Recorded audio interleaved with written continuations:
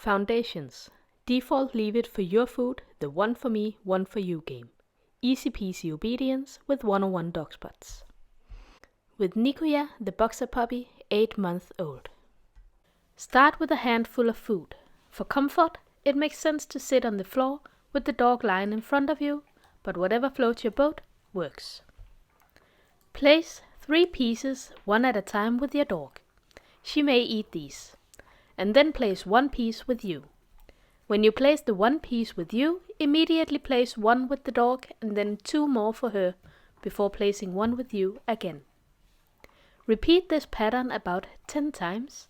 Remember to place your pile far enough away from the dog to make it an effort to get them, compared to taking those you offer.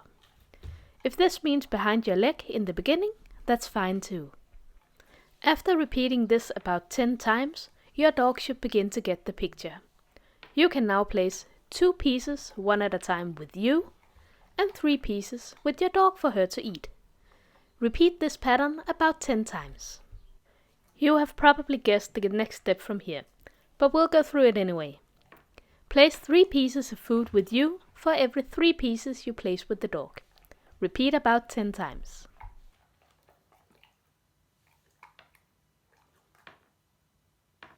In the next step, we'll be building up patience for your dog. We'll be building the opposite way as we did in the beginning, placing less with the dog and more with us. For this step, place 3 pieces with you for every 1 piece you place with the dog. Repeat about 10 times. If your dog struggles, go back to the previous step.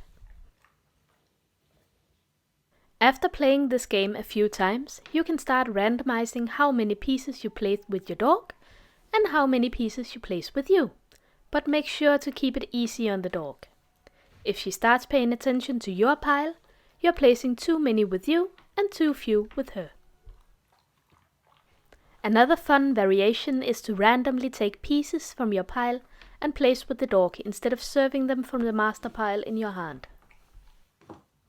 When your dog is consistent in chilling and waiting for you to serve, you can slowly decrease the distance your pile is away from the dog and add a cue to the pieces you place with your dog.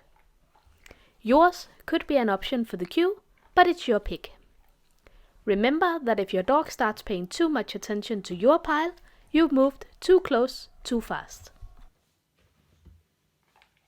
Repeat this step until the dog understands that yours, followed by a snack, means take it, and just a snack on the floor with no cue is too much trouble to hassle with. If your dog goes for the piece not cued, you need to step back in the process, move your pile a bit further away, and repeat the cue step until the dog understands.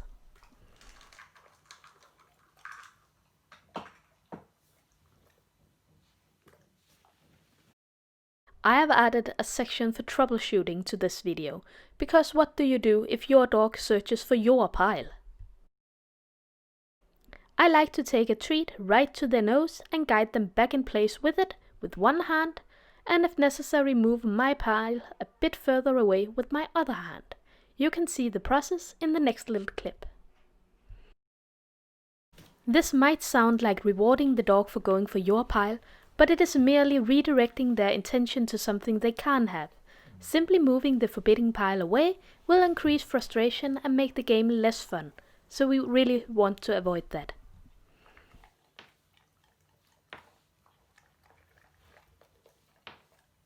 Another trick for troubleshooting is to simply deliver the treat that the dog can have further away like you see here.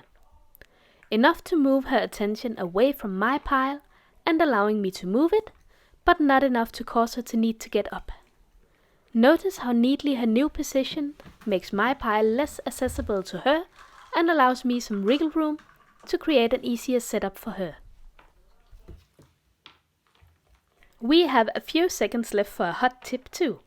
With all games of self-control, using little helpers like mat work to support your dog is an awesome idea for setting them up for success. You can find a link to our But on the Dot series in the description below. That was all for today. Thank you for watching and happy training!